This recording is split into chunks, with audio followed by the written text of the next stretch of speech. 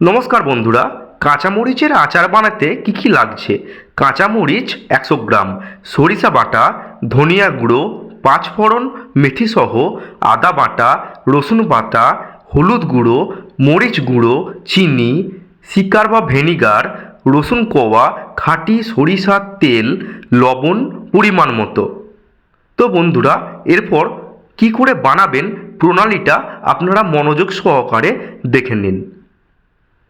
প্রথমে মরিচ ধুয়ে পানি ঝরিয়ে নিতে হবে। এবার ডুমো ডুমো করে কেটে লবণ ও হলুদ মাখিয়ে 3 থেকে 4 ঘন্টা রেখে দিতে হবে। পাঁচফোড়ন ভালো করে তেলে নিয়ে গুঁড়ো করে নিতে হবে। এবার তেল দিয়ে আদা, রসুন ও হলুদ, মরিচ, ধনে গুঁড়ো, সামান্য পানি দিয়ে মশলা কষানো হলে চিনি ও কাঁচামরিচ দিয়ে মিশিয়ে দিন, শিকার দিন। এবার হালকাভাবে জাল দিতে হবে। বেশি নাড়াচাড়া করলে মরিচ ভেঙে গুঁড়ো হয়ে যেতে পারে। পাঁচফোড়ন গুঁড়ো মিশিয়ে দিতে হবে। মশলার গায়ে গায়ে মাখানো হলে ও তেল ভেসে উঠলে নামিয়ে ফেলতে হবে। আচার বোতলে ভরে আচারের ওপর পর্যাপ্ত সরিষার তেল থাকতে হবে, না হলে ছত্রাক পড়তে পারে। মাঝে মধ্যে রোদ দিতে পারলে খুব ভালো হয়।